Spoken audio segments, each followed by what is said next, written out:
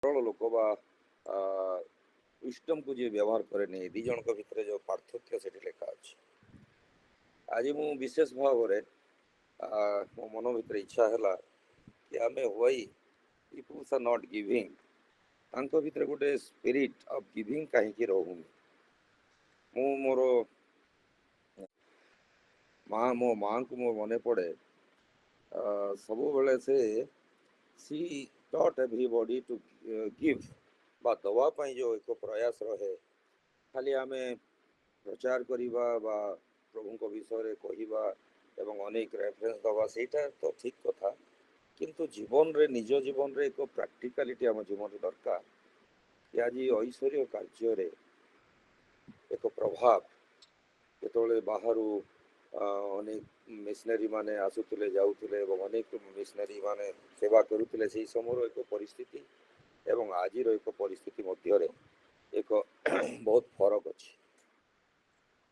ଆମର ପ୍ରାୟ ବାହାରୁ ଲୋକମାନଙ୍କୁ, ଗରିବ ଲୋକମାନଙ୍କୁ, ଅନ୍ୟମାନଙ୍କୁ କିମ୍ବା ନିଜ ଭିତରେ ବାଳକମାନଙ୍କୁ ଅନ୍ୟମାନଙ୍କୁ ଉତ୍ସାହ ଦେବା ପାଇଁ ଆମ ଭିତରେ କେବଳ କଥାବାର୍ତ୍ତାରେ ନୁହେଁ କିନ୍ତୁ କାର୍ଯ୍ୟରେ ଦରକାର। ଯାହା ମୁଁ ଶିଖିଛି ମୋର ବାପା ମାଆଙ୍କର ତାଙ୍କ ଅନୁଭୂତିରୁ, ଯେତେବେଳେ ବି ଯିଏ ଜଣେ ଆସିବେ, ବାଳକମାନେ କିମ୍ବା ପ୍ରଭୁଙ୍କ ଲୋକମାନେ କିମ୍ବା କିଏ ଜଣେ ପ୍ରଭୁଙ୍କର ମଣ୍ଡଳର ଗୋଟେ ଦିକନ ବି ହୁଅନ୍ତୁ, କିନ୍ତୁ ସେ ସବୁବେଳେ ତାଙ୍କ ହାତରେ କିଛି ନା କିଛି ଦେବେ। ବିଲକୁଲ ସେଇ ସମୟର କଥା ମୁଁ କହୁଛି, ପ୍ରାୟ 30-40 ବର୍ଷ ତଳର କଥା କିମ୍ବା ତା ପୂର୍ବର କଥା। ସେ ନିଶ୍ଚୟ 5 ଟଙ୍କା କିମ୍ବା 10 ଟଙ୍କା ହେଲେ ବି ଦେବେ, କିମ୍ବା 1 ଟଙ୍କା ହେଲେ ବି ଦେବେ। ହାତରେ ଏମିତି ଧରିକିରି, ହାତରେ ପୁରେଇ ଦେଇକିରି ହାତଟାକୁ ନିଜେ ବାନ୍ଧି ଦେଉଥିବେ। ଏକ ସ୍ପିରିଟ୍ ଆମ ପାଖରେ ଅଛି ଏବଂ ନାହିଁ, ସେଇଟା ଅଲଗା କଥା। ଆମେ ଯଦି ବିଧବା, ଆମେ ଯୀଶୁ ଯେତେବେଳେ କହୁଥିଲେ, ଏକ ବିଚାର ବା ଜଜିଂ କରୁଥିଲେ ଗୋଟେ ବିଧବା ବିଷୟରେ, ଯେଉଁଟାକି ଲୁକ 1 ପର୍ବ 1-4 ଲେଖା ଅଛି। ଅନେକ ଲୋକମାନେ ଯାହାଙ୍କର ବହୁତ ଅଛି, ସେହିପରି ଲୋକମାନେ ସମସ୍ତେ ଆସିଲେ ଏବଂ ଶୋ କରି ଅନ୍ୟମାନଙ୍କୁ ଦେଇ, ଆମେ ଯେମିତି ଯୀଶୁ ଅଲରେଡି କହିଛନ୍ତି କି ତୁମର ବାମ ହାତ ଯାହା ଦଉଛି ଡାହାଣ ହାତ ନ ଜାଣୁ, ଡାହାଣ ହାତ ତାହା ଯାଉଛି ବାମ ହାତ ନ ଜାଣୁ। କିନ୍ତୁ ଏଇ ଯେଉଁ ଐଶ୍ୱର୍ଯ୍ୟ ଏକ ଦିଗ୍ଦର୍ଶନ ବା ଏକ ଆଜ୍ଞା ବା ପ୍ରତ୍ୟାଦେଶ, ସେଇ ବିଷୟରେ ଅନେକ ପ୍ରଭୁଙ୍କର ଶିଷ୍ୟ ଶିଷ୍ୟା ମାନେ, ପ୍ରଭୁଙ୍କର ଦାସ ମାନେ, ଦାସୀ ମାନେ ଭୁଲି ଯାଇଛନ୍ତି। ଏବଂ ଆମେ ଅନେକ ସମୟରେ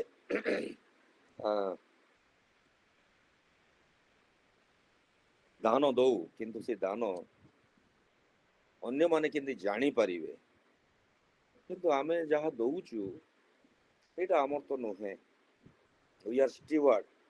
ଆମେ ଯଦି ଆମର ପୂର୍ବ ସମୟକୁ ଦେଖିବା କିମ୍ବା ପରିସ୍ଥିତିକୁ ଦେଖିବା, ଆଜିର ସମୟକୁ ଦେଖିବା, there is a lot of difference. ଏକ ପରିବର୍ତ୍ତନ ହେଇଛି ଏବଂ ପ୍ରଭୁ ଆମମାନଙ୍କୁ ଅଶେଷ ଭାବରେ ଆଶୀର୍ବାଦ କରିଅଛନ୍ତି।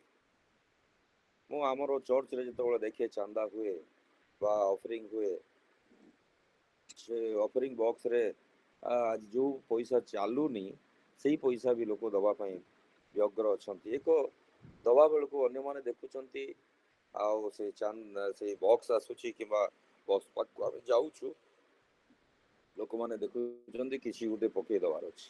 ଜଷ୍ଟ ଗୋଟେ ହାଫଜାରଲି, ଗୋଟେ ପ୍ରସ୍ତୁତି ଭାବରେ ନିଜକୁ ହୃଦୟର ଗଭୀରତମ ପ୍ରଦେଶର ଏକ ବୋଝ ନେଇ, ଏକ ଚିନ୍ତା ନେଇ ଘରୁ ପ୍ରାୟ ଆଜି ଅନେକ ପ୍ରଭୁଙ୍କର ଶିଷ୍ୟ ଶିଷ୍ୟା ମାନେ ଆସିବା ଭୁଲି ଯାଇଛନ୍ତି। ନିଜକୁ ପ୍ରସ୍ତୁତ କରିବା, ନିଜ ଜୀବନରେ ନିଜର ଆଉଟଲୁକକୁ ପରିପ୍ରକାଶ କରିବା ବା ନିଜକୁ ପ୍ରସ୍ତୁତ ଭଲ ଭାବରେ କରିବା, ସେଇ ବିଷୟ ସମସ୍ତେ ମନେ ରଖନ୍ତି। କିନ୍ତୁ ଏକ ଗିଭିଂ ବା ଦବା ବିଷୟରେ କେହି ବି ପ୍ରାୟ ବାଇ ମିଷ୍ଟେକ୍ ହଉ କି ଅଜାଣତରେ ହଉ, ଆଜିକାଲି ଆମେ ଦେଖୁଛୁ ପ୍ରାୟ ଭୁଲି ଯାଇଥାନ୍ତି, ଯେଉଁଟାକି ମୁଁ ମୋର ମଣ୍ଡଳୀରୁ ଅନୁଭବ କରୁଛି ଏବଂ ଭାବୁଛି ପ୍ରାୟ ପ୍ରତ୍ୟେକ ମଣ୍ଡଳୀ, ଅନେକ ମଣ୍ଡଳୀରେ ସେଇଟା ହେଇଥାଇପାରେ। 100ରୁ କେଜାଣେ ଗୋଟେ ଯୋଡ଼େ ମଣ୍ଡଳୀ ସେଥିରେ ବ୍ୟଗ୍ର ଥିବେ ବା ସେଆଡ଼େ ଦୃଷ୍ଟି ଦେଉଥିବେ, କିନ୍ତୁ ବହୁତ କମ୍ ଲୋକ। କିନ୍ତୁ ଏଇ ବିଧବା, ଏଇ ଯେଉଁ ଲୋକ 21 ପର୍ବ 1-4 ଯେଉଁ ଲେଖା ଅଛି, ଯୀଶୁ ସେହି ସମୟରେ ଦେଖିଲେ ଅନେକ ଲୋକ ବହୁତ ବହୁତ ପଇସା ଦେଉଛନ୍ତି, କିନ୍ତୁ ଜଣେ ବିଧବା ସେ ଲାଷ୍ଟରେ ଆସିକିରି ସେ ଗୋଟିଏ ଶିକ୍ଷା ବା ଗୋଟିଏ ଟଙ୍କା ସେ ଦଉଛନ୍ତି। କିନ୍ତୁ ସେଇ ସମୟରେ ଯୀଶୁ ସେଇଠି ଶିକ୍ଷା ଦେଲେ ବା ଅନୁଯୋଗ କଲେ, ବୁଝେଇଲେ, the spirit of giving is not the quantity, ବା ଏଇଟା ବହୁତ ଏକ ଆକାରରେ ନୁହେଁ, କିମ୍ବା ଅନ୍ୟମାନଙ୍କୁ ଲୋକମାନଙ୍କୁ ଖୁସି କରିବାରେ ନୁହେଁ, କିମ୍ବା ମଣ୍ଡଳୀକୁ ଖୁସି କରିବାରେ ନୁହେଁ।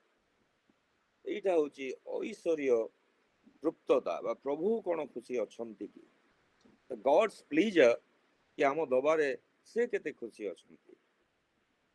that speaks about the giving. ପ୍ରଭୁ କେତେ ଖୁସି ଅଛନ୍ତି। ମୋ ପାଖରେ ଯଦି 200 କୋଟି ଟଙ୍କା ଅଛି ଏବଂ ମୋର ଏଇ ମାସରେ ଇନକମ୍ ହେଇଛି ମନେକର 20 ଲାଖ, 20 ଲକ୍ଷ, ମୁଁ କଣ 2 ଲକ୍ଷ ଦେଇଛି କି? ଏକ ପ୍ରଶ୍ନ। କିମ୍ବା 10 ମାଂସ ହିସାବରେ 2 ଲକ୍ଷ ହଉ, କିମ୍ବା ଖାଲି 10 ମାଂସ ବା ଦବା, ସେଟା ପ୍ରଭୁଙ୍କର ଆଜ୍ଞା, କିନ୍ତୁ ଆମର ହୃଦୟରେ the spirit of giving is what? କେତେ ଦୂର ଆମେ ଦବା ପାଇଁ ବ୍ୟଗ୍ର ଅଛୁ, ସେଇ ବିଷୟକୁ ଯୀଶୁ ସେଦିନ ବୁଝଉଥିଲେ। କି କେତେ ଦୂର ଏଇ ମହିଳା, ବୃଦ୍ଧ ମହିଳା, ଈଶ୍ୱରଙ୍କ ଦାସୀ, ଯିଏକି ସୋସାଇଟିରେ, ମଣ୍ଡଳୀରେ, ସିନାଗୋଗରେ ତାଙ୍କର ପରିଚୟ ନାହିଁ, ରେକଗ୍ନିସନ ନାହିଁ, ସେ ଜଣେ ବ୍ୟାକ୍ ଡୋର ବା back sitting lady, senior citizen, କିନ୍ତୁ ସେ ତାଙ୍କ ପାଖରେ ଯାହା ଥିଲା ଆଉଟ ଅଫ ଦ୍ୟାଟ ସେ ଖୋଜି ଖୋଜିକିରି ସେ ସବୁ ଦେଲେ। ଗୋଟେ ସାକ୍ଷ୍ୟ ଆମେ ଦେଖୁଥିଲୁ ବାଇବେଲ ସୋସାଇଟି ପାଇଁ ଦାନ ଦେବାରେ, ଜଣେ ବୃଦ୍ଧା ସେ ଗୋଟେ ଚିଠି ଲେଖୁଛନ୍ତି ଯେ ମୁଁ ଯେତେବେଳେ ଇଲେକ୍ଟ୍ରିସିଟି ବା ଦୀପ ଜାଳିକିରି କେରୋସିନରେ ମୁଁ ଯେତେବେଳେ ବାଇବେଲ ପଢୁଥିଲି, ମୁଁ ସବୁଦିନ ପଢୁଥିଲି, କିନ୍ତୁ ଆଜି ମୁଁ ଅନ୍ଧ ହେଇ ପଡିଛି। ଆଉ ମୁଁ ଯୋଉ କିରୋସିନ ଖର୍ଚ୍ଚ କରୁଥିଲି, ସେଇ କିରୋସିନର ଖର୍ଚ୍ଚର ଗୋଟିଏ ଗୋଟିଏ ଗୋଟିଏ ଗୋଟିଏ ଟଙ୍କା ସେ ଗୋଟେ ସେଭ୍ ଇଟ୍, ସେ ସେଭ୍ କଲେ ଏବଂ ସେ ଦାନ ଗୋଟେ ଲଫାଫାରେ ଭର୍ତ୍ତି କରିକିରି ଗୋଟେ ଚିଠି ପଠେଇଛନ୍ତି କି I could able to save this money. ଏଇ ମନିକୁ ମୁଁ ଅଲଗା ଆଡେ ମୁଁ ଡାଇଭର୍ଟ କରିନି। ଟୁଡେ ଆଇ ଏମ୍ ବ୍ଲାଇଣ୍ଡ, ମୁଁ ଶୁଣୁଛି ପ୍ରଭୁଙ୍କ ବାକ୍ୟ, ମୋ ନାତି ନାତୁଣୀ କିମ୍ବା କେହି ଜଣେ ପଢିଦେଲେ ମୁଁ ଶୁଣୁଛି, but I could not C. ସେଥିପାଇଁ ସେ କିରୋସିନର ଯୋଉ ଖର୍ଚ୍ଚଟା I would like to donate it to the Bible Society. ଏବଂ ସେ ଦେଲେ, the amount was about 400 something, 400 କିଛି ଥିଲା, କିନ୍ତୁ that lady's write up, so it was became a wonderful testimony to the global level. ପୁରା ପୃଥିବୀରେ ତାଙ୍କର ସାକ୍ଷ୍ୟ ଚାରିଆଡେ ବ୍ୟାପ୍ତ ହେଲା। ଫୁଲବାଣୀର ଜଣେ ମହିଳା, ତାଙ୍କର ସାକ୍ଷ୍ୟ, giving is not a big quantity, ବା ବହୁତ ବୋଲିକି ନୁହେଁ, କିନ୍ତୁ it is just like what our heart speaks about giving. Matthew 6 ପର୍ବର, ଲୁକ 6 ପର୍ବର 38 ଲେଖାଯାଉଛି, give and ye shall be given, ଦିଅ ତହିଁରେ ତୁମମାନଙ୍କୁ ଦିଆଯିବ। ଯୋଉ ମାପରେ ତୁମେ ଦବ, ସେଇ ମାପରେ ତୁମକୁ ମପି ଦିଆଯିବ।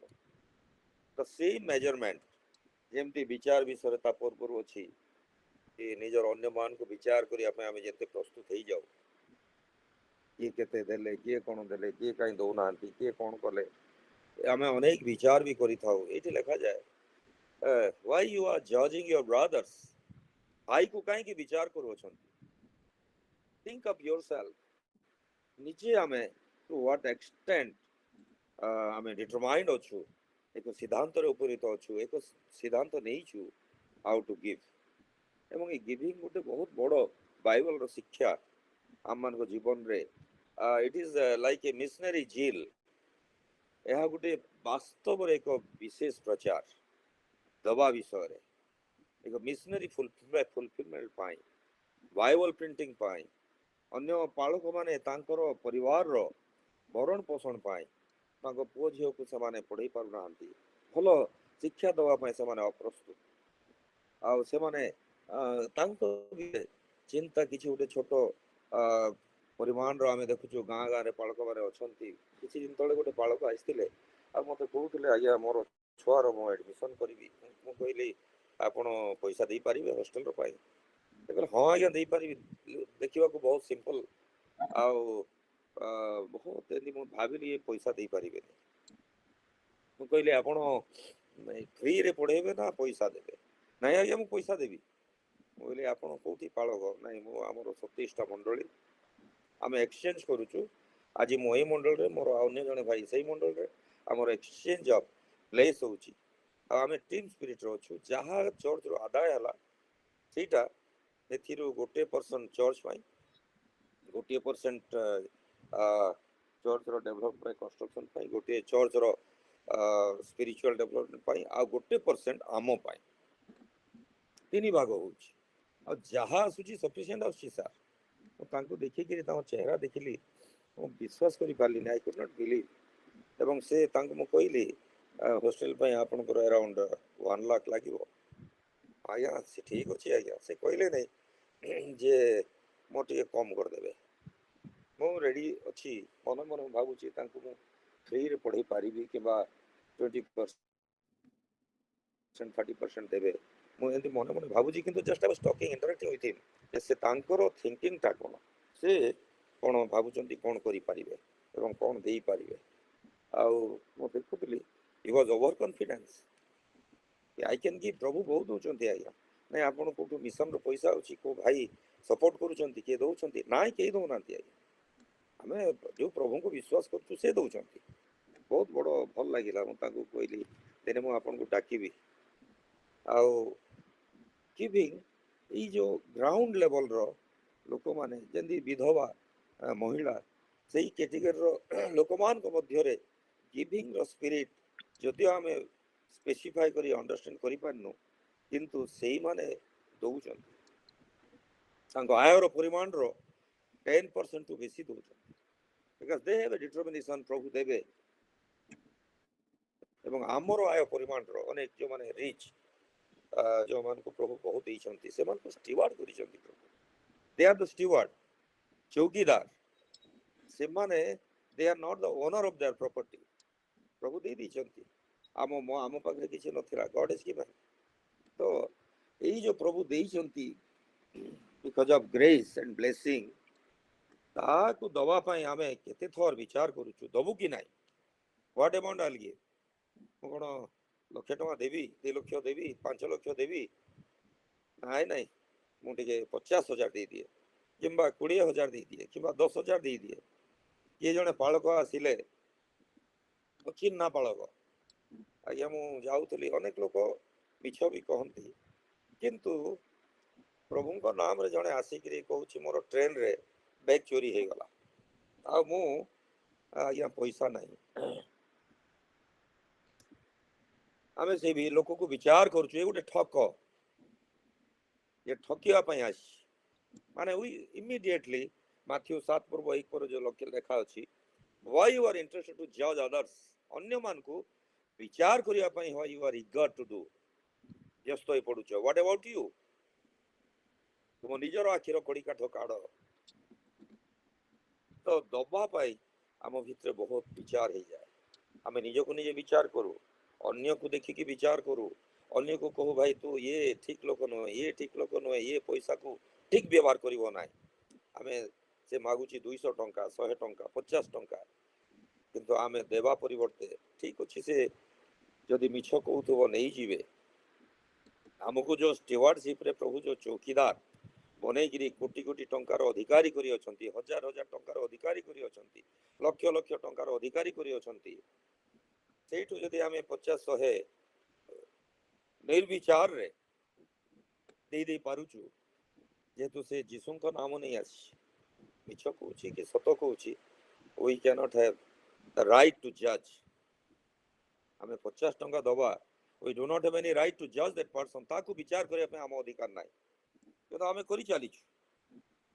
ତ ମୋ କହିବାର ଅର୍ଥ, ଐଶ୍ୱର୍ଯ୍ୟ, ପ୍ରେରଣା, ପ୍ରତ୍ୟାଦେଶ ବାସ୍ତବତାରେ ଆମ ଜୀବନରେ ପ୍ରତିଫଳିତ ହଉ, ଯେଉଁ ଦ୍ୱାରା ଆମ ଭିତରେ ଏକ ସ୍ପିରିଚୁଆଲ। ମୁଁ କଟକରେ ଗୋଟେ କନଭେନସନ ହଉଥିଲା, ଆଉ ମୋତେ ସେମାନେ ଡାକିଥିଲେ, ମନେ ପଡୁନି, ସେଇଠି ରାଉତ ବୋଲି ଜଣେ ପାଷ୍ଟର ଥିଲେ, ବହୁତ 1.5-2 ବର୍ଷ ତଳର କଥା।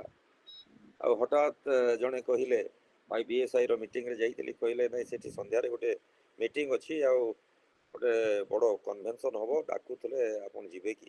ବୋଲି ଚାଲ ଯିବା। ତ ସେଇଠି ମୁଁ ବସିକିରି ଚୁପଚାପ ମୁଁ ବସିଛି, ଅନ୍ୟମାନେ ସବୁ ଚାଲିଲେ, କିଏ କେତେ ଟଙ୍କା ଦବ ଓପନଲି ସବୁ ଡିସକ୍ଲୋଜ ହଉଥିଲା। ମୁଁ ଦେବି 20,000, ମୁଁ ଦେବି 50,000, ମୁଁ ଦେବି 40,000, ମୁଁ ଦେବି ଲକ୍ଷେ। ସେଇ ଭିତରେ ମୁଁ କିଛି କହିଲିନି, କିନ୍ତୁ ମତେ ପ୍ରଭୁ ପ୍ରତ୍ୟାଦେଶ ଦେଲେ କି ଦିସ୍ ମିଟିଂ ଇଜ ଜେନ୍ୟୁଇନ୍। ଏଠି ଯେ ଆୟୋଜକ କିଏ ଅଛି, କଣ କରୁଛନ୍ତି, କେମିତି ହବ, but the outcome the meeting will be beneficial for the ministry of God. ଓଡ଼ିଶାର କାର୍ଯ୍ୟ ପାଇଁ, ଐଶ୍ୱର୍ଯ୍ୟ କାର୍ଯ୍ୟ ପାଇଁ ନିଶ୍ଚିତ ଭାବରେ ଏକ ରୂପରେଖ ଦବ। ଏବଂ ମୁଁ ସେତେବେଳେ ଐଶ୍ୱର୍ଯ୍ୟ ପ୍ରଭୁ ଯେତେବେଳେ ଷ୍ଟାମ୍ପିଂ କଲେ କି ଇଟ୍ ଇଜ ଏ ଜେନ୍ୟୁଇନ୍ ମିଟିଂ, ମୁଁ ସେମାନଙ୍କୁ କିଛି କହିଲିନି ୱିଥାଉଟ୍ ଦ କନସଲଟେସନ୍। ମୁଁ ଚିନ୍ତା କଲି, ପ୍ରଭୁ ମୋତେ ଜଣେଇଲେ, ମୁଁ ପ୍ରଭୁଙ୍କୁ ପଚାରିଲି, ପ୍ରଭୁ କ'ଣ ମୁଁ ବି ଏକ ଦେବି 1,00,000? ପ୍ରଭୁ କହିଲେ, why you are making yourself very small? ସେଇଠି ପ୍ରଭୁଙ୍କ ସାଙ୍ଗେ କଥାବାର୍ତ୍ତା ହଉ ହଉ ପ୍ରଭୁ କହିଲେ, you have to give for this meeting 10 lakhs. କହିଲି okay, this is your money. ଆଉ ସେଇଠି ମୋର ବ୍ୟାଗ୍ କାଢ଼ିକି ମୁଁ ଚେକ୍ରେ ମୁଁ ଲେଖିଲି, ଆମାଉଣ୍ଟ ଲେଖିଦେଲି। ପ୍ରାର୍ଥନା ସେମାନେ କରୁଥିଲେ, ବହୁତ ବର୍ଡନରେ ପ୍ରାର୍ଥନା କରୁଥିଲେ, ସେମାନେ ଡିକ୍ଲାରେସନ୍ ସମସ୍ତେ କଲେ, ମୁଁ କଲିନି। ମୁଁ କହିଲିନି କି ମୁଁ ଦେବି କେତେ। ସେମାନେ ପଚାରିଲେ ପଟ୍ଟନାୟକ କେତେ ଦେବେ? ନାଇଁ, ମୁଁ ମୋର ଯାହା ପ୍ରଭୁ କହିବେ ଦେବି। ଏବଂ ମୁଁ ସେଇ ପ୍ରାର୍ଥନା ସମୟରେ ଗଡ୍ ଗାଇଡେଡ୍ ଟୁ ଗିଭ୍ 10 ଲାଖ। ଆଉ ମୁଁ ସାଙ୍ଗେ ସାଙ୍ଗେ ସେଇ ଦାନ ଥଳିରେ 10 ଲାଖ ଲେଖିକି ମୁଁ ରଖିଥିଲି। କିନ୍ତୁ କାହା ନାଁରେ ଲେଖା ହବ ନଥିଲା। ତାହେଲେ ମୁଁ ପଚାରିବି ନାହିଁ, ସେମାନେ ଜାଣିବି ନାହାନ୍ତି। ସେମାନେ ତାପରେ ପଛରେ ଗେସ୍ କଲେ, ଆଉ ମୋ ପାଖକୁ ପୁଣି ଫେରିଲେ 10 ଦିନ ପରେ, ଉପରେ ମୋର ଅକ୍ଷରରେ ଲେଖିବା ପାଇଁ। ମୁଁ ଲେଖିଲି। ମୋ କହିବାର ଅର୍ଥ, ୱାଇ ଟୁ ବୁଷ୍ଟ, ଅନ୍ୟମାନଙ୍କୁ ସେଇ ବିଧବା 1 ଟଙ୍କା ଦେଲେ ଏବଂ ତାଙ୍କ ସର୍ବସ୍ୱ ଦେଲେ। ଲୋକ ବ୍ୟକ୍ତି ଆସୁଛି, ସେଇ ବ୍ୟକ୍ତି ଏକ ଛୋଟ ପାଳକ। ଆଉ ମୁଁ ଭାବୁଛି ସେ ଝୁପଡ଼ି ମଣ୍ଡଳୀ ମାନଙ୍କରେ, ଓଡ଼ିଆ ମଣ୍ଡଳୀ ମାନଙ୍କ ପ୍ରଚାର କରୁଥିବେ, ତାଙ୍କର ଡ୍ରେସ୍, ତାଙ୍କ ଜୋତା ଚପଲ, ତାଙ୍କ ଚେହେରା ମୁଁ ଅନୁମାନ କଲି ଇଜ ଡେଫିନାଇଟଲି ଏ ପୁଅର ପାଷ୍ଟର, ଗରିବ ପାଳକ। କିନ୍ତୁ ହି ହାଜ ଏ କରେଜ କି ମୁଁ ମୋ ପିଲା ପାଇଁ ମୁଁ 1 lakh I will pay for the year ଦେବି। ସେ କହୁନାହାନ୍ତି he is not bow down କି ତାଙ୍କୁ ଆଜ୍ଞା ମୋତେ ଟିକେ ହେଲ୍ପ କରନ୍ତୁ, ହାତ ଯୋଡ଼ିଲେ ନାହିଁ ମୋତେ। That people are strong to strongest. ଏବଂ ସେମାନଙ୍କ ମଧ୍ୟରେ ବିଶ୍ୱାସର ଶିଖରରେ ସେମାନେ ଅଛନ୍ତି। ଏବଂ ସେଇ ବିଶ୍ୱାସର ଶିଖରରେ ଯେମିତି ମାଥ୍ୟୁ 11 ଲେଖାଯାଏ, ଓ ଲେବରର ଆଣ୍ଡ ହେଭି ଲେଡେନ୍, ପରିଶ୍ରାନ୍ତ ଭାରକ୍ରାନ୍ତ ଲୋକ ସମସ୍ତେ ମୋ ନିକଟକୁ ଆସ। ଆହୁରି ଲେଖା ଅଛି, you call me and I will answer you. ମୋତେ କୁହ, ମୁଁ କରିବି। There is no any impossibility that will be done for you. ଅଭାବ ଅସୁବିଧା ଅଛି, but that will be solved because God is କାଲି, ଆଜି ଏବଂ ସଦା ସର୍ବଦା ସେ ସମାନ ଅଛନ୍ତି। ଏବଂ ସେଇ ପରିପ୍ରେକ୍ଷୀରେ ଆଜି ଏଇ ସମୟରେ এই ପ୍ରାତଃକାଳର ସେବାରେ ଆପଣମାନଙ୍କର ସମସ୍ତଙ୍କ ଉପସ୍ଥିତିରେ ମୁଁ ସବୁବେଳେ ଆପଣଙ୍କ ବହୁତ ବହୁତ ଧନ୍ୟବାଦ ଦିଏ। ଏ ସକାଳେ ଆପଣମାନେ ଏକତ୍ରିତ ହୋଇ ଯେପରି ଭାବରେ ଏଇ ଗ୍ରୁପକୁ ଲିଡ୍ କରୁଛନ୍ତି, this is an example, global example ମୁଁ କହିପାରିବି। କାହିଁକି ପ୍ରାୟ ସକାଳେ ଉଠିକିରି ଯୋଉ ଗ୍ରୁପ୍ କରନ୍ତି, ପ୍ରାୟ ଜଣେ ଦି ଜଣ, ପ୍ରେରିତ ପାଉଲ ଆଉ ଶିଲା, ସବୁବେଳେ ମୁଁ କହେ ପାଉଲ ଆଉ ଶିଲା ଜଣେ ଦି ଜଣ କରିଥାନ୍ତି। ବହୁତ ଗ୍ରୁପ୍ ମୁଁ ଦେଖିଛି, ଆର୍ଲି ମର୍ଣ୍ଣିଂ ଗ୍ରୁପ୍ରେ ବହୁତ କମ୍ ଲୋକ ଥାନ୍ତି। କିନ୍ତୁ ଆପଣଙ୍କ ଏଇ ଲିଡରସିପ୍ ପାଇଁ ମୁଁ ନିଶ୍ଚିତ ଭାବରେ ଏପ୍ରିସିଏଟ୍ କରୁଛି। From the depth of my heart ହୃଦୟର ଗଭୀରତମ ପ୍ରଦେଶରୁ ଧନ୍ୟବାଦ ଦେଉଛି କି ଏଇ ଗ୍ରୁପ୍ ପାଇଁ ନିଶ୍ଚୟ you are, this group is an example. ଆଉ ଅନ୍ୟମାନଙ୍କୁ ଇନ୍ସପାୟାର କରିବା, ଗାଇଡ୍ କରିବା ଏବଂ ଶିକ୍ଷା ଦେବା ଏବଂ ସେମାନଙ୍କୁ ଠିକ୍ ରାସ୍ତାରେ ନେବା ପାଇଁ ଐଶ୍ୱର୍ଯ୍ୟ ପ୍ରତ୍ୟାଦେଶ ବାଣୀ ଦ୍ୱାରା, ପ୍ରଭୁଙ୍କ ଶିକ୍ଷା ଦ୍ୱାରା ଅନ୍ୟମାନଙ୍କୁ ନେବା ଏବଂ ସାକ୍ଷ୍ୟ ଗୋଟେ ସବୁଠୁ ବଡ଼ ଶିକ୍ଷା। ଶିକ୍ଷା ବଡ଼ ନୁହେଁ, ସାକ୍ଷ୍ୟ ସବୁଠୁ ବଡ଼ ଶିକ୍ଷା। Testimony is the life speaking, life giving testimony. ଆମ ଜୀବନରେ ଆମେ କ'ଣ କରିଛୁ ସବୁବେଳେ ସେଇ ବିଷୟ ସାକ୍ଷ୍ୟ ଦିଏ। ଏବଂ ପ୍ରାର୍ଥନାର ଅନୁରୋଧ, ରିଲାଇଂ ଅପନ୍ ଗଡ୍ସ, କି ସେ କିଏ, ଆମେ ତାଙ୍କୁ ପ୍ରାଧାନ୍ୟତା ଦେଇ, ତାଙ୍କ କାର୍ଯ୍ୟକୁ ପ୍ରାଧାନ୍ୟତା ଦେଇ ଆମେ ପ୍ରାର୍ଥନାର ଅନୁରୋଧ ଲୋଡ଼ିଛୁ। ଯାହାର ଯାହା ଅସୁବିଧା ଅଛି ଆମେ ଏଠି କ୍ରନ୍ଦନର ସହିତ ଅନୁରୋଧ କରୁଛୁ। ଏ ସବୁ ଗୋଟେ ଗୋଟେ ଉଦାହରଣ ଏବଂ ଆପଣମାନଙ୍କୁ ମୁଁ ହୃଦୟର କୃତଜ୍ଞତା ଏବଂ ଧନ୍ୟବାଦ ଅର୍ପଣ କରୁଛି। କିନ୍ତୁ ଏଇ ସବୁ ଭିତରେ giving is a very practical example. ମୁଁ ମୋର ଗୋଟେ ଉଦାହରଣ କହିକି ମୁଁ ପ୍ରାୟ ସମୟ 2-3 ମିନିଟ୍ ଅଛି, ମୁଁ ଶେଷ କରିବାକୁ ଚାହେଁ। ଝାରସୁଗୁଡ଼ାରେ ଜଣେ ପ୍ରଭୁଙ୍କ ଦାସ, ତାଙ୍କ ୱାଇଫ୍ ଆମେରିକାନ। ତ ଆମେ ଫୁଲବାଣୀରେ କାମ କରୁଥିଲେ, କୋଉଠି କଟକ ସାଇଡ୍ ରହିପାରନ୍ତି।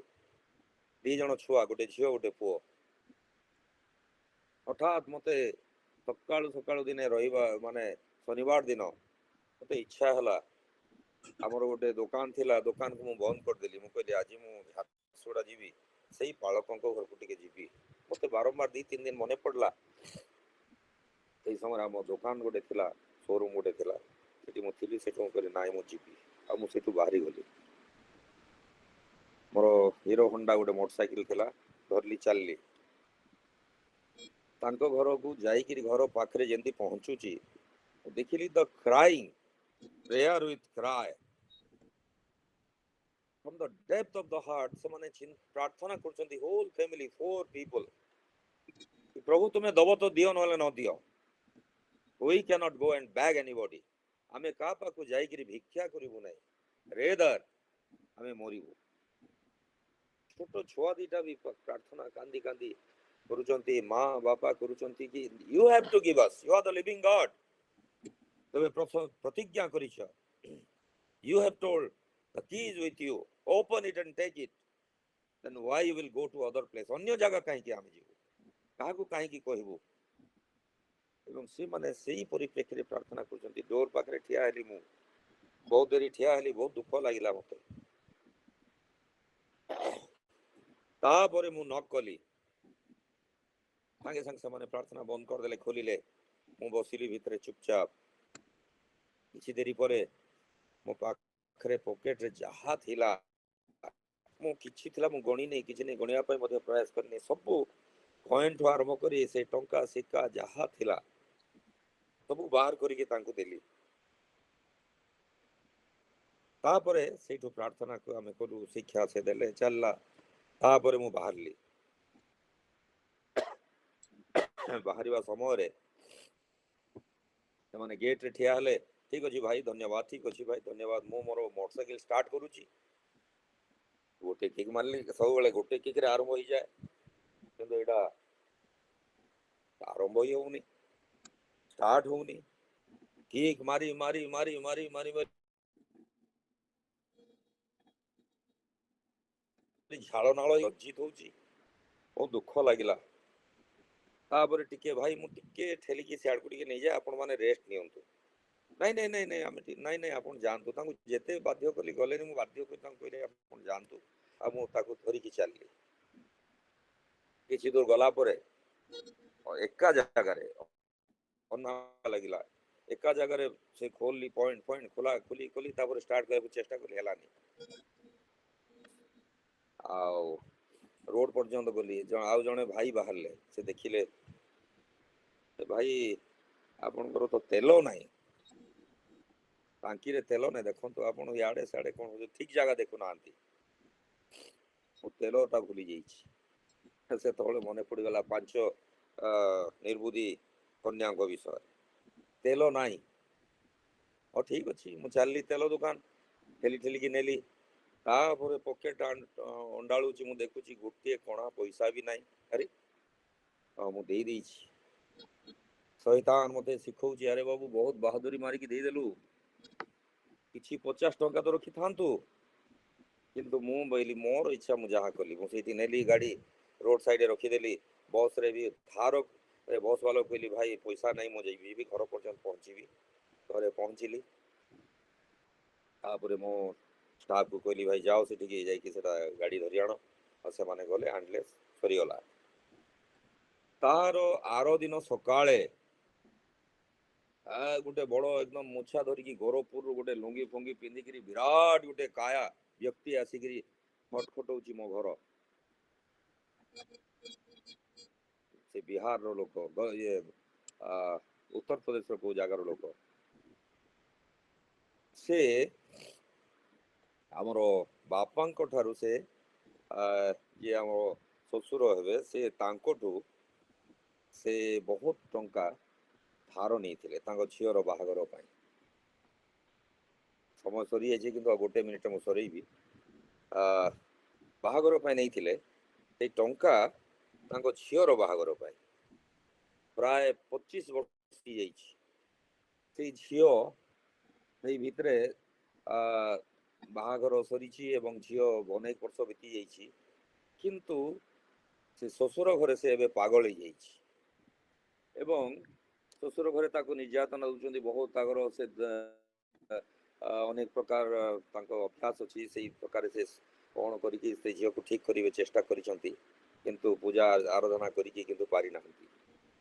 ଏବଂ ସେଇ ଝିଅ ଖାଲି ବହୁତ ପରିଶାନୀ କରୁଛି, ନିଜର ବିବସ୍ତ୍ର ହେଇକରି ପାଗଳ ହେଇଯାଇଛି।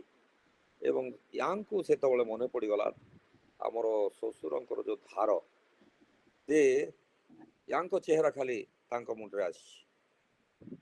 ତାଙ୍କ ଚେହେରା ଆସୁଛି କି ସେଇ ଡାନିଏଲ ବାବୁ। ତ ସିଏ ଦେଖିଲେ ବୋଧେ ମୁଁ ତାଙ୍କ ପଇସା ନେଇ ଯେଉଁ ଫେରସ୍ତ କରିନି, ସେଥିପାଇଁ ମୋ ଘରେ ଏଇ ସମସ୍ତ ସମସ୍ୟା। ଗୋଟିଏ ବୋଲି ଝିଅ ଆଜି ସେ ପାଗଳ ହେଇଯାଇଛି। ତାକୁ କିଏ କେଉଁମାନେ ଗୁଣି ଗାରିଣୀ କରିଛନ୍ତି, କ'ଣ କରିଛନ୍ତି, ଆଉ ସେ ବହୁତ ପରିଶାନୀରେ ଅଛି। ସେ କାନ୍ଦି ପକେଇଛନ୍ତି ହୋଲ ପରିବାର। ତାଙ୍କ ଜମି ବିକ୍ରି କରିକିରି ସେ 5 ଟଙ୍କି 10 ଟଙ୍କି 20 ଟଙ୍କି ଆଉ 50 ଟଙ୍କି 100 ଟଙ୍କି ସେତେବେଳେ ସେତିକି ଚାଲୁଥିଲା, ସବୁ ଯାକ ଗୋଟେ ପ୍ୟାକେଟ ଗୋଟେ କାର୍ଟୁନ କରିକିରି बांधीगिरी आनिकिरी मो पाखरे रखिले।